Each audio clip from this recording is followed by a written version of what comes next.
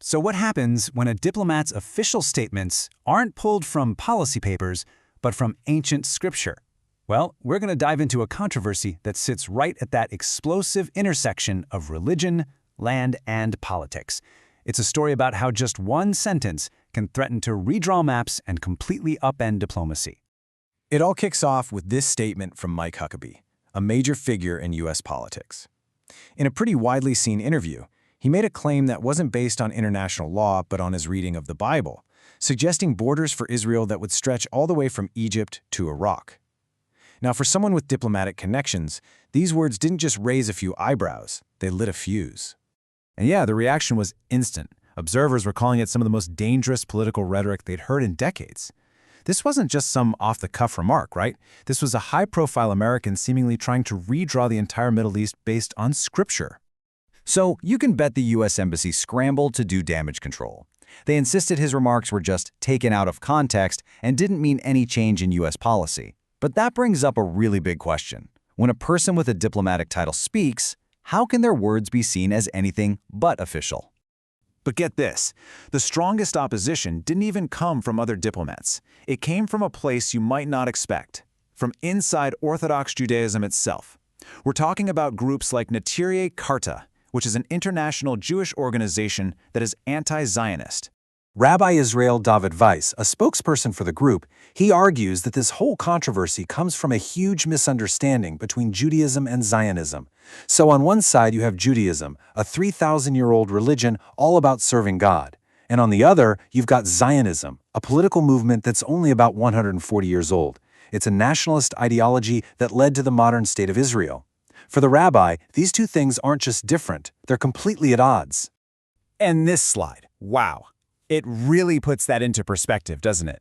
Just look at the sheer scale of history here. You've got a 3,000-year-old faith on one side and a political movement that's barely over a century old on the other.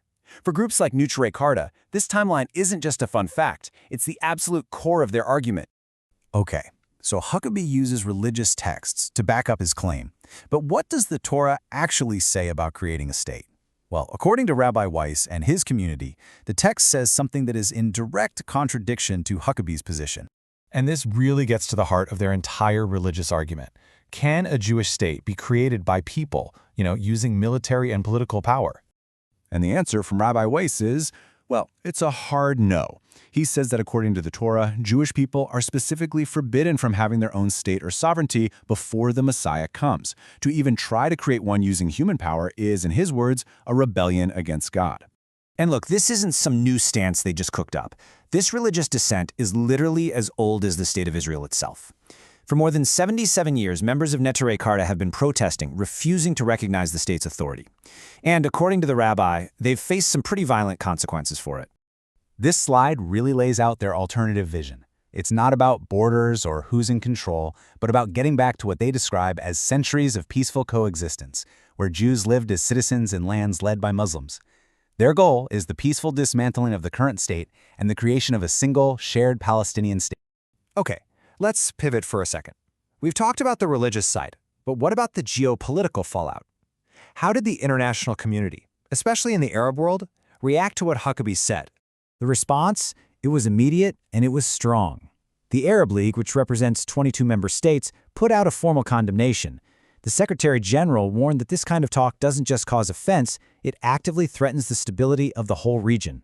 And this is really where the rubber meets the road, diplomatically speaking. The Arab League argues that when a U.S. official blurs that line between policy and religious dogma, it does three really dangerous things. It risks sparking religious wars that could go on forever, it gives cover to extremists, and it totally contradicts America's long-standing official policy of a two-state solution.